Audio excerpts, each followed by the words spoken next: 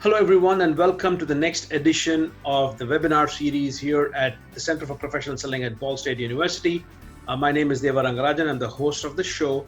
And today we have a privilege of having somebody for the second time on the show. We're going to have James Kaikis from a company Showpad.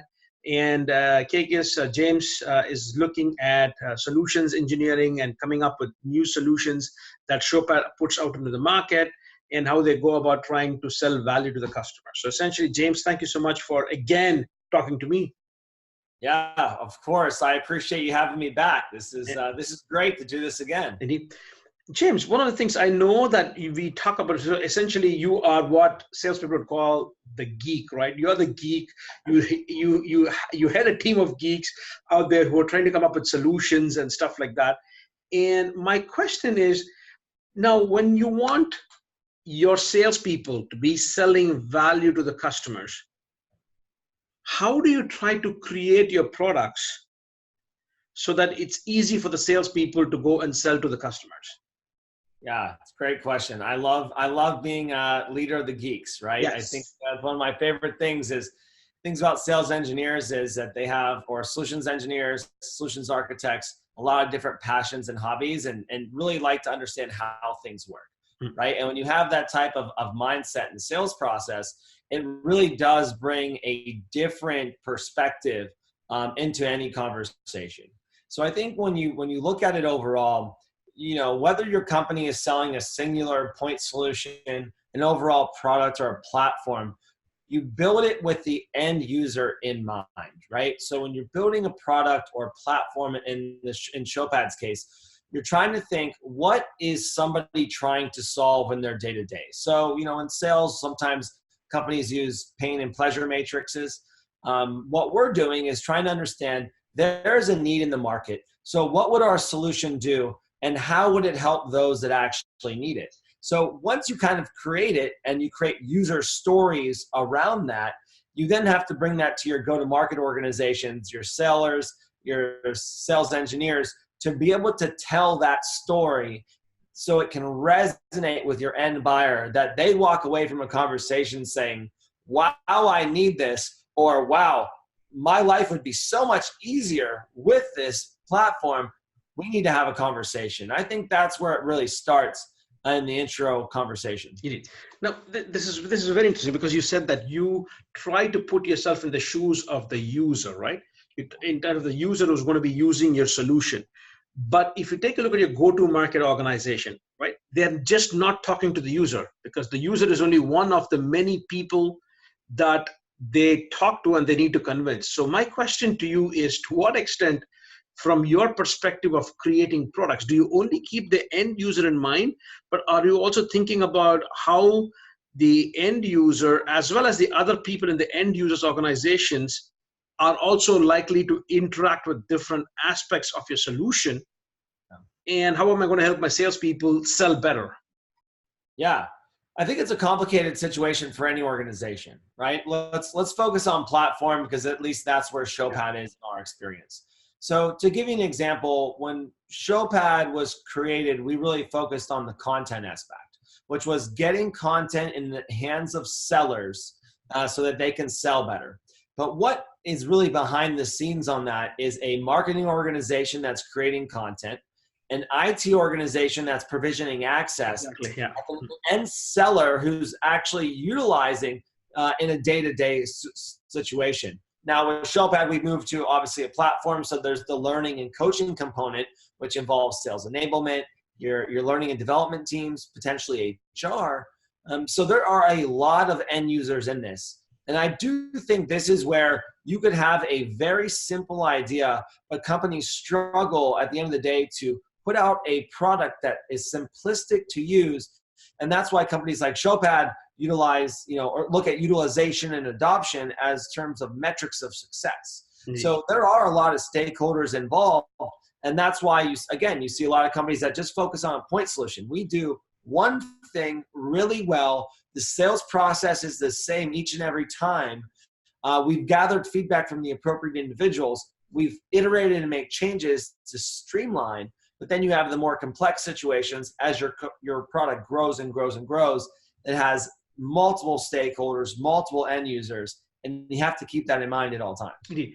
Which is good that you talk about this, because essentially what you're saying is that, yeah, from your point of view, when you are creating these products, you're still talking about the functionality of it, right? But the moment you have multiple people getting involved in the customer's organization, you start relying heavily on your own sales team to be able to go out there and personalize or customize the aspects of your solution as it pertains to everybody within the customer's organization. Am I correct in understanding this?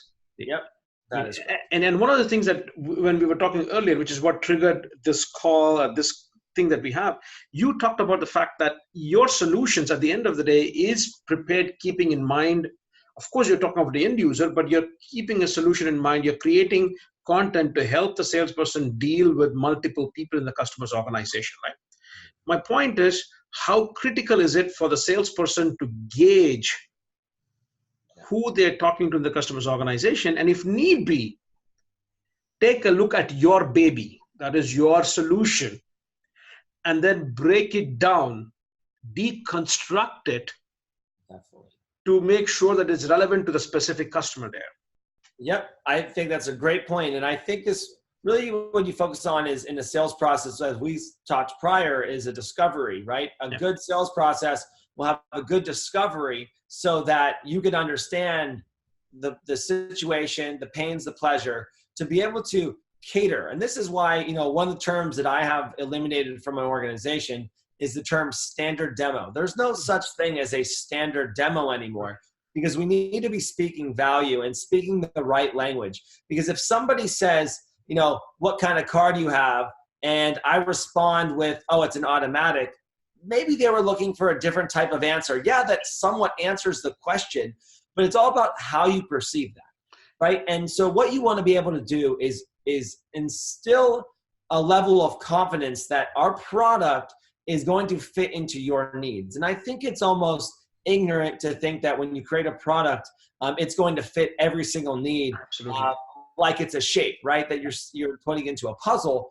But in reality, you need to be fluid with it, because if somebody comes to me and says, James, I need to solve problem A, and I don't give a solution to solve problem A, I've done a poor job in the selling cycle, and my product is going to be perceived as not the right fit, when in reality it could be. And essentially what you're then saying is that your solution, your product might have multiple features, but the salespeople might have to break it down depending upon what the needs of the customers are, and then start telling a kind of a value story, right? And I think that's one of the things that you talked about is, but in order for you to tell a story, do you think it's necessary for them to break down your product? I can understand from a person who's responsible for putting a product, you might cringe at the idea of a salesperson simplifying things, but they might need to simplify it with the idea of building value to the customers. What are your thoughts on this? Yeah, definitely. So there's research out there that, you know, sales cycles today involve 5 to 7, you know, decision makers, right? And all those decision makers have their own, you know, kind of needs and wants within an organization. So I think when you're breaking into an account, you really need to break your product down into a singular set that will build you value and build the need throughout the cycle, right?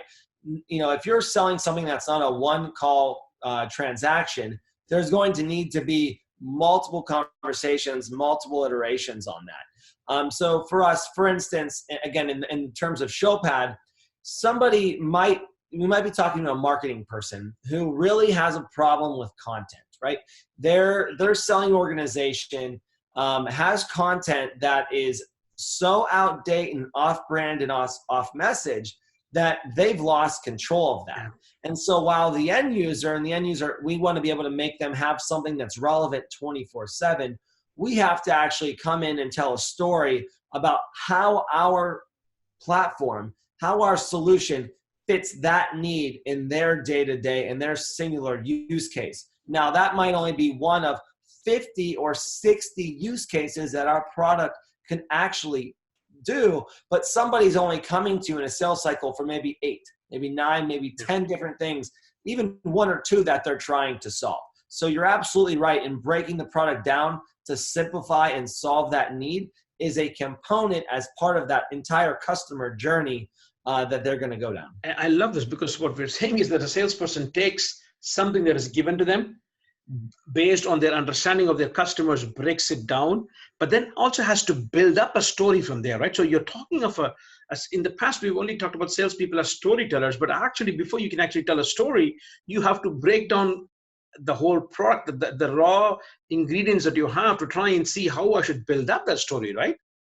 Absolutely. And I think this is why, a PSA for the tech nerds out there, for the sales engineers and solutions engineers, this stuff is hard, right? It is hard to get into a sales conversation and manage a sales process, manage all the moving parts. And that's why tandem selling with teams like mine allow for that seller to create that unified experience, to have those conversations that are breaking the product down, instilling value and meeting the needs of the customer instead of just coming in with something standard in any sales conversation. So let's go back. So just so that I understand, PSA is public service announcement, or what is PSA? Public service announcement. So I was right. So just in case any of the audience is wondering what a PSA is, right? So now that's interesting. So essentially you talk of tandem selling and everything else, right? Now let us say, for example, not every situation you're going to be faced with where the salesperson takes you with them, right? So essentially the idea is that having a solutions team or a solutions architect can get pretty expensive pretty fast, especially when you're in the early stages of kind of need identification and seeing what is a story you want to bring, right? So of course, if it's a bigger client, you will always take your solutions engineer, you'll do tandem selling at that point in time. Let me ask you this question, because one of the things is that when you are now trying to develop your products, there's more and more conversations and talks about how you should be co-creating your products based on not just sitting in a laboratory or in your own behind your in your workstations and then coming up with products that you think are relevant for the customers, but your product should be relevant based on what the needs of the customers are. Absolutely. Right. Absolutely.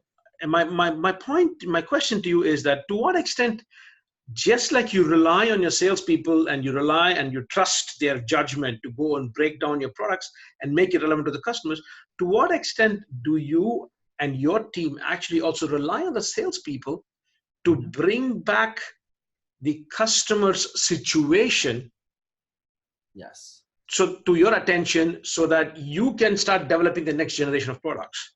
Yes. Critical and vital, right? Because if somebody's in a situation and they bring up a need and something that my product can't do potentially out of the box, the beauty of my organization is my team is we will go and talk to our product teams and our product marketing teams to finalize this entire cycle, right? Because product, kind of taking a step back, product will, create something based off market research, based off an analysis, and based off technical scoping or spec.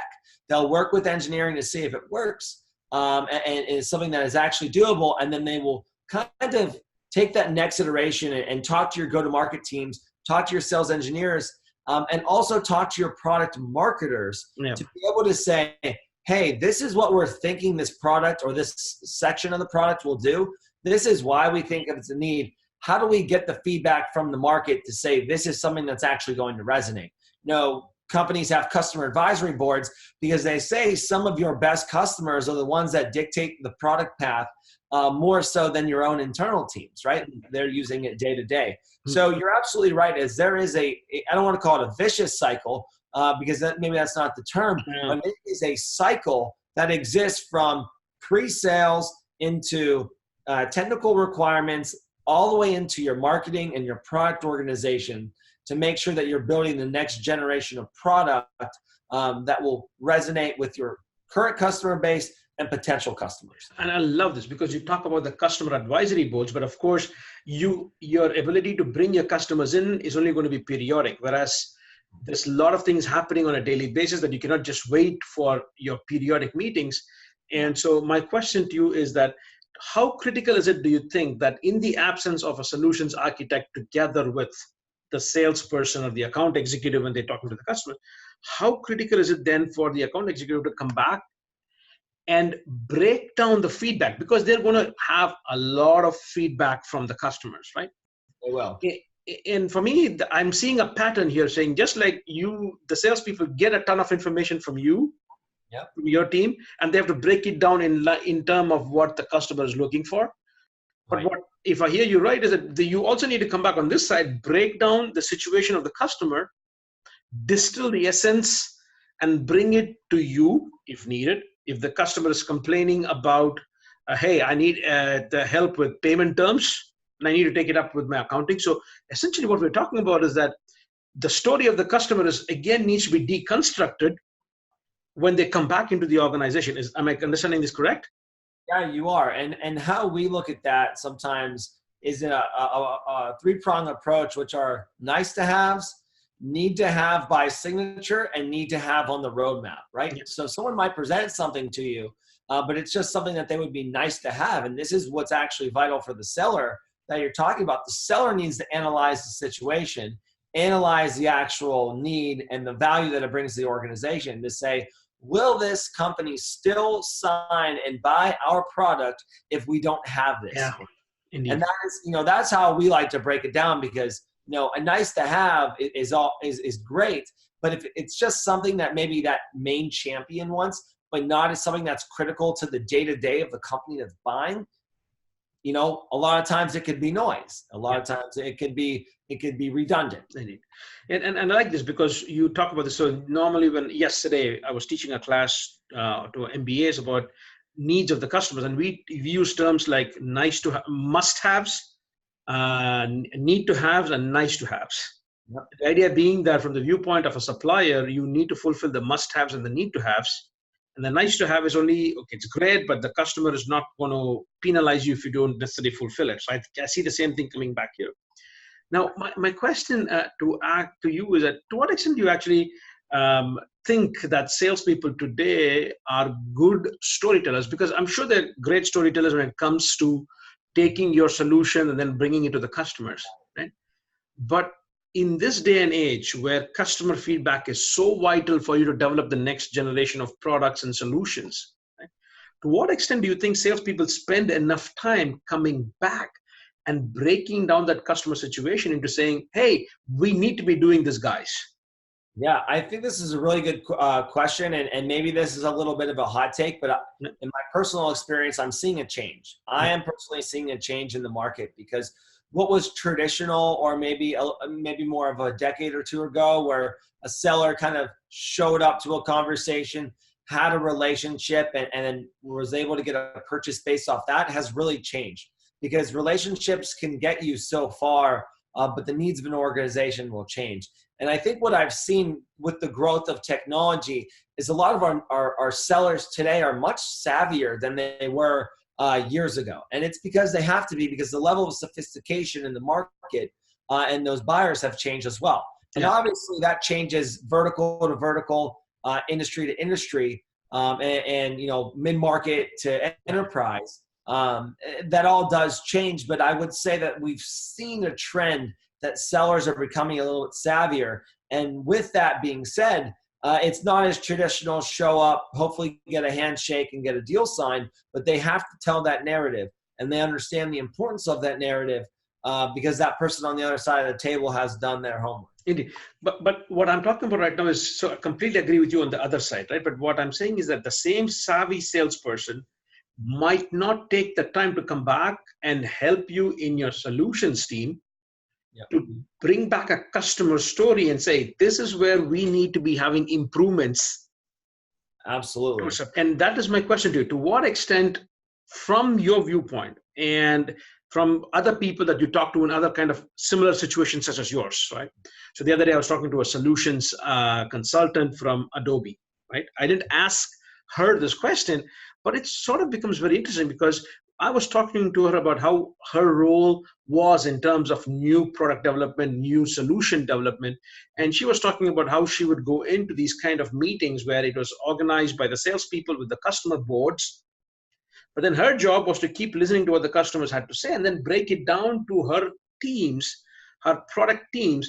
But she felt that that was not paid as much attention as actually the other side of it in terms of telling a story to your customers. So my point is, do you see it happening more and more that the same savvy salesperson is also savvy enough to come in and give your team the feedback necessary? Because the biggest voice of customer exercise that is already being paid for, because the salesperson is already paid for, rather than going and conducting new market research, right?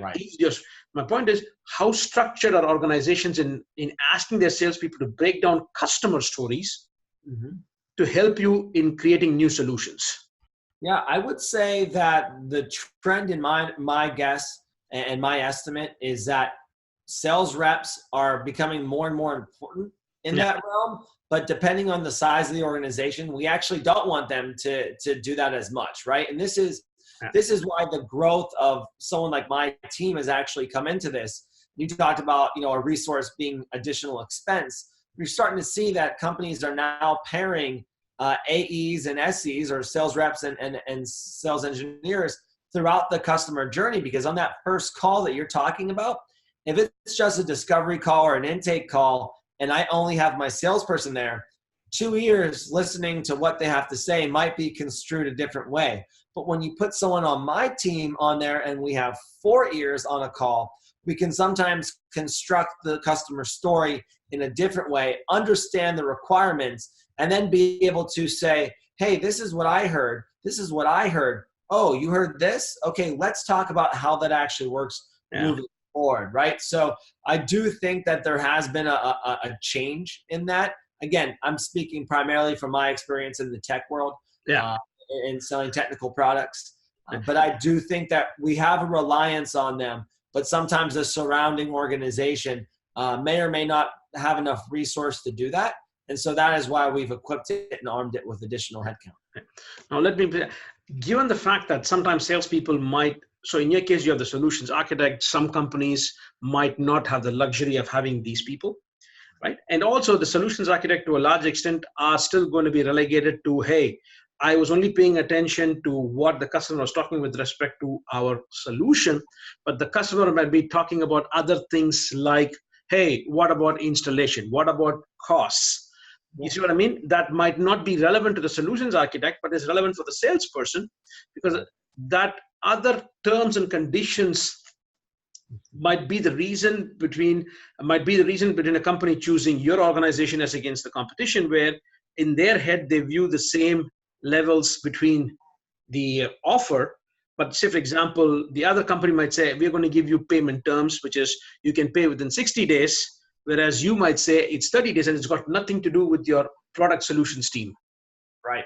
And, I think what we would hope is that happens a little bit later in the conversation. Sure. But I would tell you, based off some verticals like financial services being one of them, more heavily regulated, an industry where there are deal breakers that, you're right, happen in conversation one. And you have to say, hey, if we're not on, AWS versus, Microsoft Azure, we can't even have a conversation. And so you tend to try to take those barriers down if you can, but you're right. They can definitely happen early on, and the seller has to be aware of them to start. Indeed, right? And they have to come back within your organization and work with the adequate people. So I'm just thinking of some of these things as well. So for example, not necessarily for Showpad, but some of your customers, you go in and the customer says, I love your solution, but can you deliver it in 3 months?